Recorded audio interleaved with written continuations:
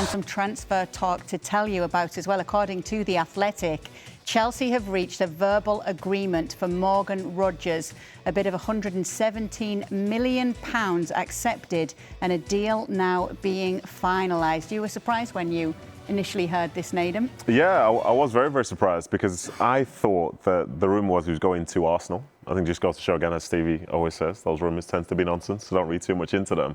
But yeah, for him to be going to Chelsea is also very interesting because the fee is the fee, and obviously from Aston Villa's perspective, that to me is still great value. I think Morgan Rogers could very much be worth that amount, but it's very hard to turn that down at this stage.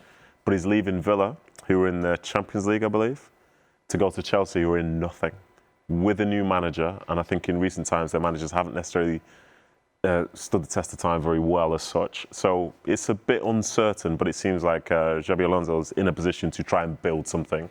And I think this is almost like a statement of intent, because it's not a case of bringing in, say, some players who some people are so-so about. I think he's one of the biggest assets that is an English asset in the Premier League.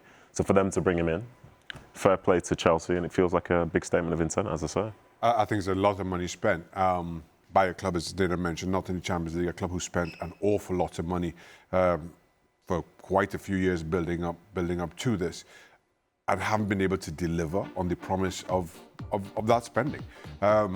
Good acquisition. I've learned a long time ago not to put too much into transfer fees in today's football. None of them seem to make any sense to me. Outstanding player, but again, it just asks the question as to what are the direction that Chelsea are going in, certainly in terms of financially, how they do business, and question how does this all end up? Yeah, we'll find out. Morgan Rogers to be playing under Xabi Alonso as things stand right now. That's a pull for some young players, I would imagine, that they know that they get to play under somebody like Xabi Alonso, who's an up-and-coming manager in the world of football. I know it seems weird to say an up-and-coming manager, but when you think of how early he is into his career as a football manager... Not to jump in too early here, but he's going to Xabi Alonso from Unai Emery. Right. You know, who you could argue is possibly peak Spanish manager in the Premier League. So from that standpoint, sorry to jump in, I don't know, because I think he's experienced something with Unai Emery, which is very, very special. And the Xabi Alonso part now, I think it's a bit uncertain because you've not seen him do it in the Premier League before, have you? No, it's true. Tell you what, you got really handsy there with this. No, it's because I didn't want to jump in, but I was like, I have a thought here. It's a great show for it. It's a very strong point. Look, we have questioned Chelsea's signings over the last few years, and in terms of what their plan is and how are they going to make this work, how are they going to make that work. I believe that in bringing Xabi Alonso, you're settling things down, allegedly, and putting a plan together for a guy that has built a team from scratch as he did with Bayer Leverkusen. And let's not forget that when he took over Bayer Leverkusen, they were in a position in which they were trying to fight off relegation in Bundesliga. He was able to work with the young players and then make that team what it became. I believe Morgan Rogers coming to Chelsea is by design from Xabi Alonso in starting to make his mark as to what this team is going to look like in the present and into the future. I think Morgan Rogers is an excellent player. And I don't know how Aston Villa survives the fact that Tielemans is walking out the door, Morgan Rogers is walking out the door.